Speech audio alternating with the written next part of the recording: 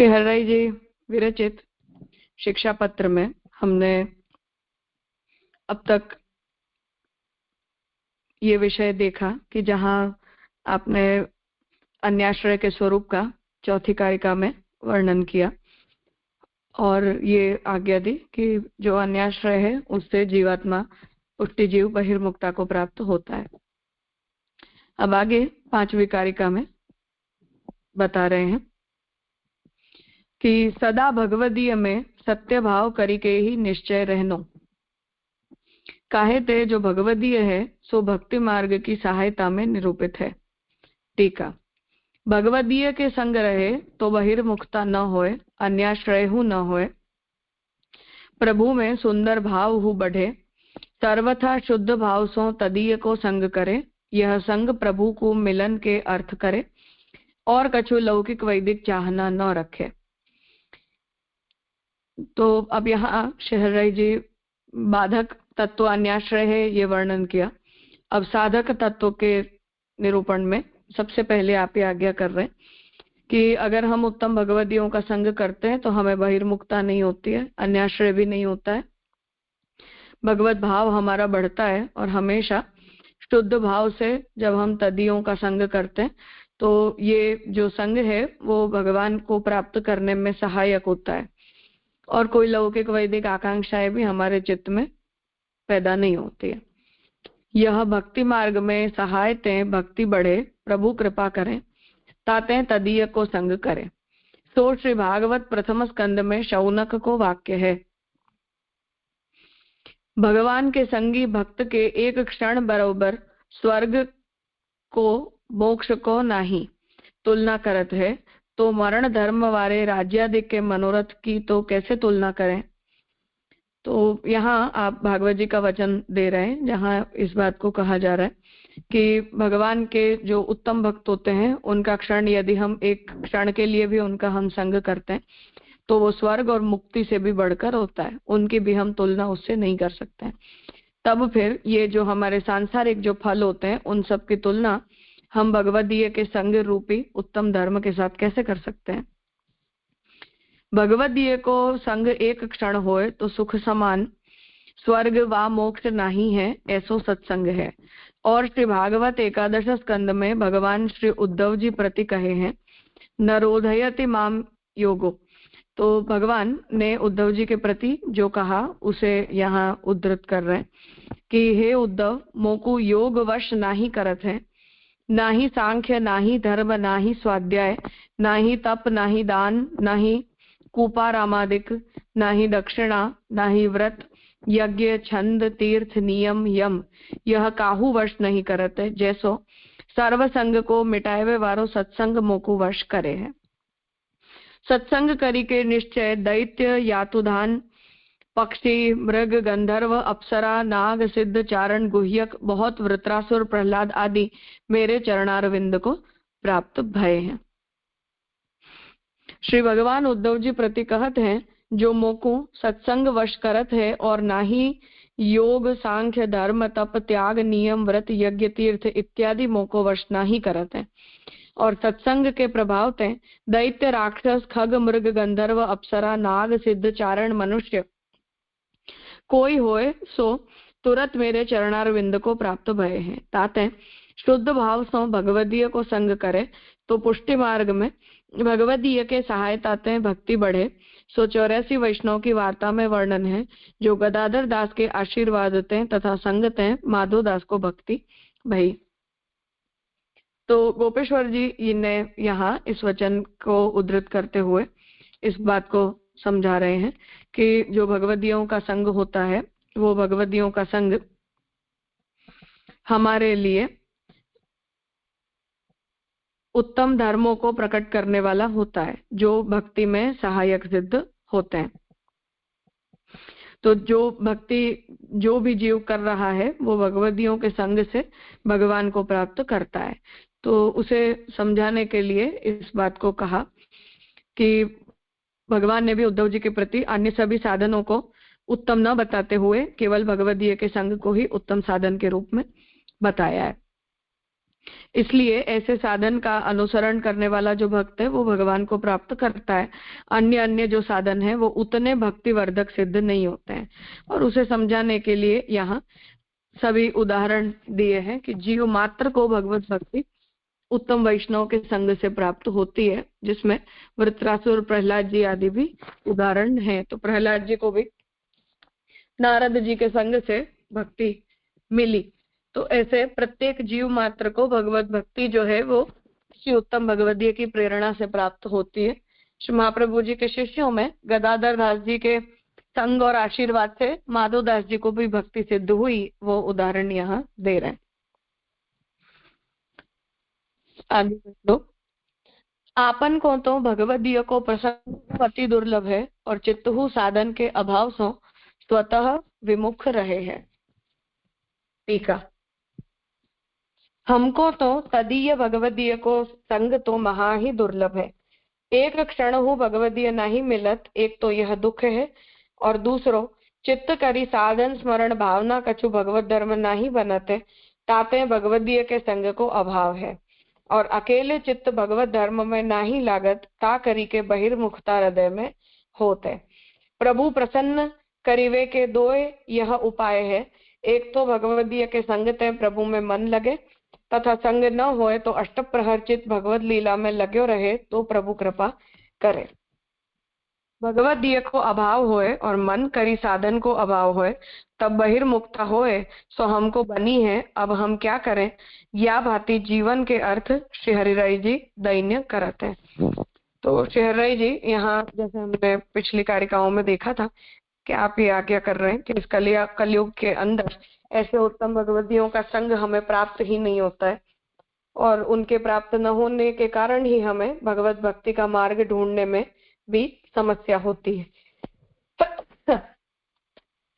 वो मार्ग जो है वो हमें मिल नहीं पाता। अगर हमें उत्तम भगवदीय प्राप्त न हो तो बहिर्मुक्ता होती है, अच्छे उपाय अच्छे मार्ग का अवलंबन हम कर नहीं पाते। ऐसों की अनुपस्थिति में अष्टप्रहर हमारा चित्त भगवान में लगा रहे, तब तो भगवान भी कृपा करते हैं। परंतु भगवदीय का भी अभाव हो और हमारे मन में साधनों का भी अभाव हो तो पूर्ण रूप से बहिर्मुक्ता होती है। और ऐसी स्थिति में जब पुष्टि जीव पहुंच जाता है तो उसे अब आगे और कोई उपाय मिलता नहीं है।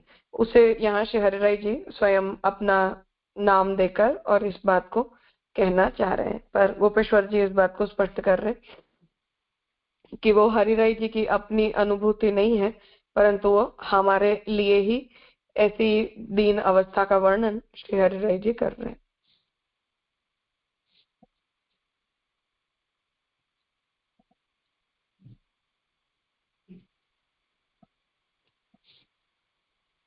कुछ पूछना है? हाँ दुष्यंत भाई। ये कृपाराम जी क्या होता है? ये सब शास्त्र के अंदर जो अलग अलग प्रकार के मार्ग बताए गए हैं उन्हीं का प्रकार है।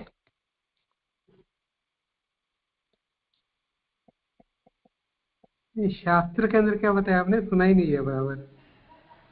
शास्त्र में मुक्ति सिद्ध करने के जो बहुत सारे प्रकार बताए गए हैं उन्हीं का प्रकार है। व्रत होता है एक प्रकार का। अच्छा अच्छा अच्छा अच्छा, धन्यवाद।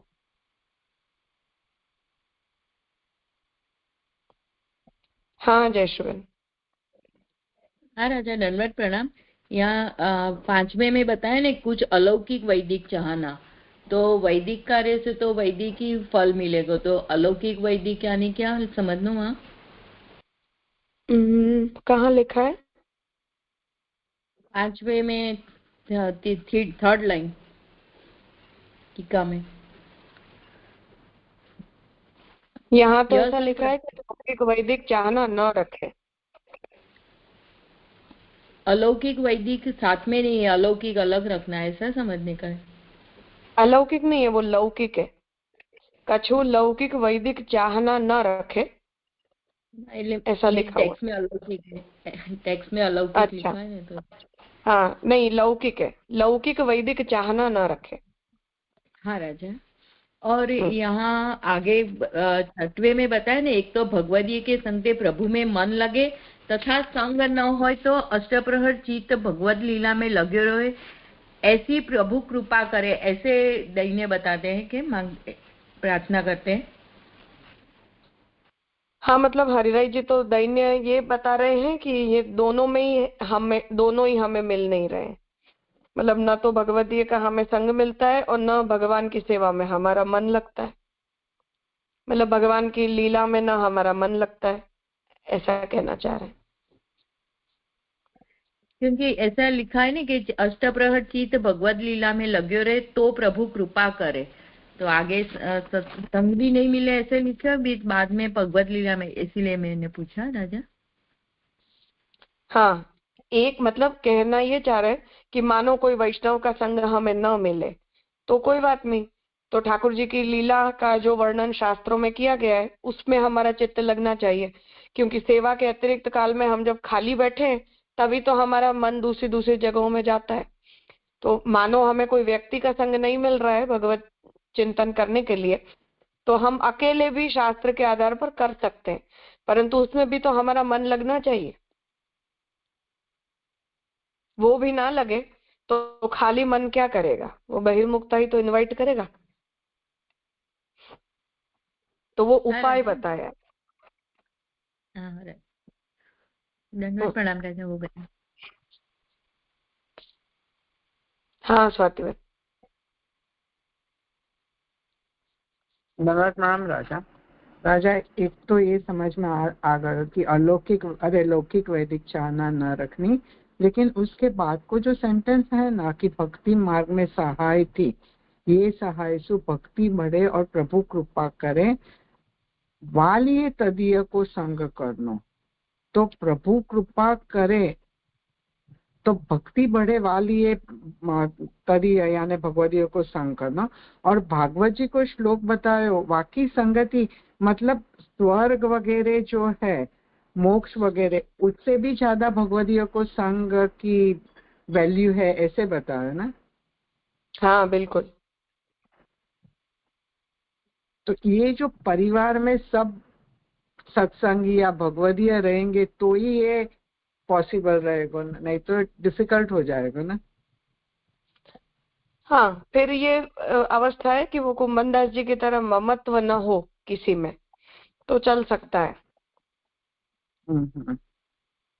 कि सब हैं पर हमारे कोई ऐसी प्रहलाद जी की तरह हम निर्मम हो जाते हैं, मन अपना ठाकुर जी में लगा रहे, तो कोई विपरीत वातावरण में भी समस्या नहीं होती है। पर ये बात सच है, हर व्यक्ति के बस का नहीं है ऐसा हो पाना। जी राजा। ओके, ठीक है।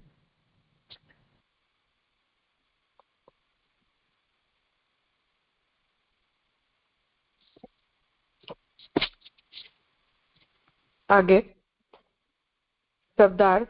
भगवान दास अपने कार्य के अर्थ विदेह गयो है और व्रजपाल नाम को सेवक हूँ परदेश गयो, ताते मेरो मन दुखी है। विदेश गयो है ऐसा होना चाहिए, विदेह गयो है। टीका। एक भगवदीय भगवान दास हमारे पास हतो, तो हूँ अपने कार्यार्थ विदेश गयो और व्रजपाल हूँ परदेश को गयो, ता करी के मन दुखी है। मैं उनके संग हूँ न गयो और उनको अपने पास न राखी सक्यो, ताते सत्संग विना मन बहुत दुख पावत है। ये दोनों श्री हरिराय जी के एसोसिएट्स होंगे ऐसा लगता है, जिनके साथ श्री हरिराय जी कुछ भगवत चर्चा करते होंगे, क्योंकि ये पत्रों को आपने जैसलमेर से लिखा है। तो 6 महीना जैसलमेर श्री हरिराय जी विराजे, तो उस समय में ये सारे पत्र लिखे गए। तो इन दोनों वैष्णवों के आसपास न होने के कारण श्री हरिराय जी कोई प्रकार की भगवत चर्चा को प्राप्त न करने से जो है वो श्रमित हैं, ऐसा आप यहाँ उल्लेख कर रहे हैं। आगे शब्दार्थ। एक सेकंड। हाँ, देश और परदेश में क्या फर्क? कुछ नहीं, शहर से बाहर गए ऐसा ही मतलब है। अच्छा, ओके।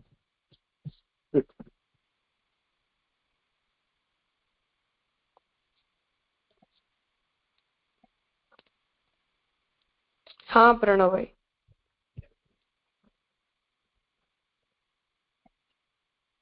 प्रणाम राजन। यहाँ पे जो इसके पूर्व का श्लोक है ना, वहाँ पे 113वें पेज पे ये जो दूसरी लाइन है, ना ही दक्षिणा ना ही व्रत यज्ञ छंद तीर्थ नियम यम, तो छंद का वहाँ पे क्या मतलब है राजा?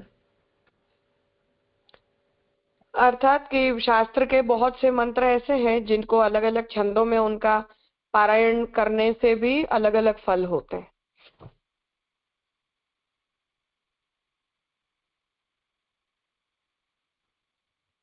अच्छा, तो अच्छा जैसे अच्छा, तो जैसे तीर्थ में सकामता, वैसे छंद से भी सकामता हो सकती है। हाँ हाँ। जी राजा, चला। हाँ,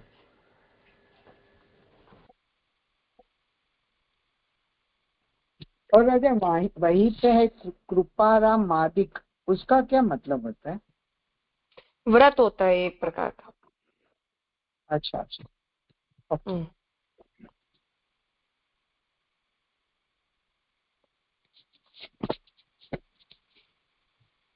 आगे 8वां श्लोक है। यद्यपि मेरे में कछु धर्म नाही है तो हूँ विनकी कृपाते जो कछु है सो हूँ फेरी अपने साधन के अभाव सो गयो है। त्वत् कृपया ऐसो पाठ होए तो तुम्हारी कृपाते ऐसो अर्थ होए है। तो किंचित तत्कृपया और त्वत् कृपया ये दो पाठ होने की मूल में संभावना है। तो तत्कृपया से अर्थ होगा उनकी कृपा से, और त्वत्कृपया का मतलब होगा तुम्हारी कृपा से। ठीक है। भगवदीय मेरे पास से पधारे तासो जानत हो, जो मेरे में स्नेह हो तो तुम्हारो संग और भगवत सेवा घर ही में सब है, तो काहे ते छूटते। परंतु मेरे हृदय में स्नेह नहीं है, तासो ऐसे बने हैं। मोह में यद्यपि स्नेह नहीं है तो हूँ एक तुम्हारी कृपा को बल है, जो मोह पे प्रसन्न हो। मोते लौकिक वैदिक कार्य हूँ नहीं बनत, ताते गृहस्थ आश्रम के काम हूँ को नहीं हो। और प्रभु प्रसन्न करीवे के पुष्टिमार्गीय सेवादि धर्म ताको हूँ अभाव है, तो हूँ नहीं बनत, ताते अब मैं सब औरतें निसाधन हूँ। तो हरि जी यहाँ ये आज्ञा कर रहे हैं कि वो अपने घर से दूर हैं, इसलिए स्वाभाविक ही भगवत सेवा उपलब्ध नहीं है। और श्री गोपेश्वर जी को भी जो पारिवारिक दुख हुआ है उसके लिए भी आप उनके साथ नहीं रह पा रहे हैं, तो लौकिक दृष्टि से भी वो पारिवारिक समस्या है। इसलिए आप यहाँ ये आज्ञा कर रहे हैं कि भगवत सेवा की भी प्राप्ति नहीं हो रही, और जो भगवदीय दोनों थे वो भी उपलब्ध नहीं है, इसलिए उनका भी संग प्राप्त नहीं हो रहा, और लौकिक कार्य भी घर के नहीं हो पा रहे, और भगवत सेवा भी नहीं हो पा रही। इस प्रकार हर प्रकार से निस्साधनता की अवस्था का अनुभव आप कर रहे हैं। आगे, ऐसो अर्थ प्राप्त भयो तामे सो हरि मेरे आश्रय रूप है, तासो ही हमको यह लोक और परलोक में निश्चिंतता है। तो ये निस्साधनता का आगे वर्णन कर रहे हैं कि ऐसो निस्साधन जो मैं, सो मेरे हरि शरण ही एक गति है। सो श्री आचार्य जी महाप्रभु विवेक धैर्याश्रय में कहे हैं, जो मन में ये ही आश्रय करे, अहि के पारलोके च सर्वथा शरणम हरि। यह लौकिक वैदिक सिद्धि न होए आवे तो हु हरि शरण सर्वथा करे, ता करी सर्व सिद्धि होएंगे, ताते हरि शरण करी सर्व औरतें निश्चिंत हो, अब प्रभु अपनों करी लेहिंगे। तो श्री आचार्य जी महाप्रभु कृष्णाश्रय में कहे हैं, शरण में रहे तिनको उद्धार करीवे वारे श्री कृष्ण को मैं विज्ञप्ति करूँ। यह वाक्यते जो शरणस्थ भक्त हैं तिनको उद्धार प्रभु निश्चय करेंगे। साधन बने अथवा न बने, तो भगवान भगवत गीता में कहे हैं, सर्व धर्म को छोड़ी के एक मोह को शरण हो, तो मैं तो को सर्व पाप पे मुक्त करूंगा, शोक मति करे। यह वाक्य ते हरि शरण किए हैं, ताते या लोक संबंधी कार्य तथा परलोक दो औरतें निश्चिंत हो। तो शहरराय जी यहाँ अब अपने मन को और गोपेश्वर जी के चित्त को भी मूलतः सांत्वना दे रहे हैं कि जो हमारी निस्साधनता होती है, कि हमें जब अन्य कोई भी साधन जितने भी हम करते हैं वो सब हमारे पास से जब चले जाते हैं, तब हमें वस्तुतः भगवत शरणागति का बोध होता है। और हमारे चित्त में ऐसा आता है कि ऐसी स्थिति में केवल भगवान ही हमारे लिए शरण रूप है। तो उस शरण धर्म की स्मृति यहाँ ले रहे हैं कि श्री महाप्रभु जी के दोनों ही वचनों को यहाँ आपने उद्धृत किया है कि जो भी व्यक्ति भगवान की शरण में जाते हैं उनका भगवान निश्चित ही उद्धार करते हैं, और इस लोक और परलोक संबंधी जो भी हमारे कार्य हैं उन सभी के विषय में केवल भगवान के प्रति हमें शरणागत होना चाहिए। अन्य जितने भी हमारे धर्म हैं उन सबको छोड़कर भगवत शरणागति का स्वीकार जीव को करना चाहिए। इससे लौकिक जो भी कार्य हमारे निवृत्त हुए हैं वो, और जो भी भगवत धर्म में भी अगर हमसे कोई कमी रह जा रही है तब भी दोनों ही स्थितियों में निस्साधनता का भावन करते हुए भगवत शरणागति की का चिंतन करना चाहिए। ऐसी आज्ञा यहाँ श्री हरिराय जी कर रहे हैं।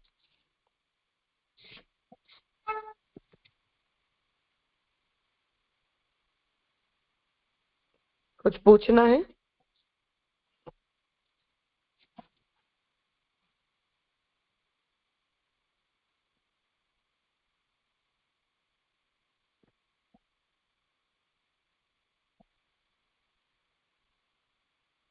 ठीक है, आगे। मेरे भाग्य ते कदाचित आप सरीखे को मिलन होएगो, तब फेरी चित्त की परावृत्ति जो पाछो फिरनो सो, अर्थात जो चित्त में धर्म हतो सो गयो, ऐसे अष्टम श्लोक में लिखो है। तो चित्त की परावृत्ति होए यह कौन जानत है। टीका। हम तो भगवदीय के संग बिना ऐसो दुख पावत हैं, और जीवन को तो कदाचित भगवदीय मिलत है तो हूँ उनके भाग्य में भगवत लीला भगवत सेवा पुष्टिमार के रस को अनुभव ना ही लिख्यो है।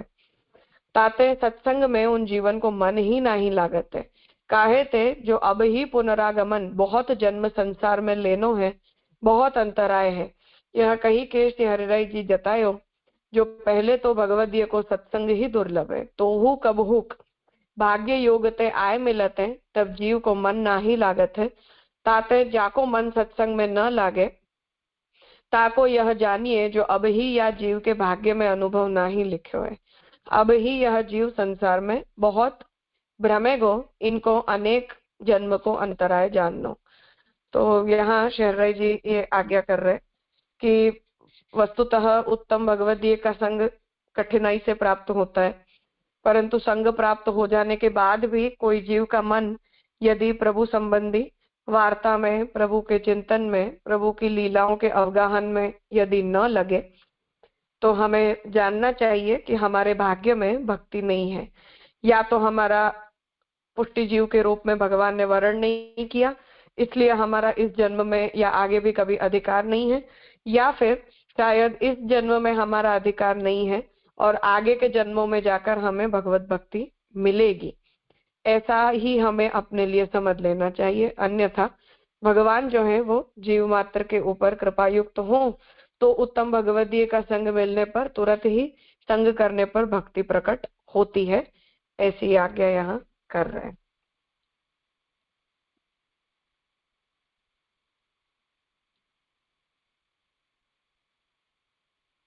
कुछ पूछना है?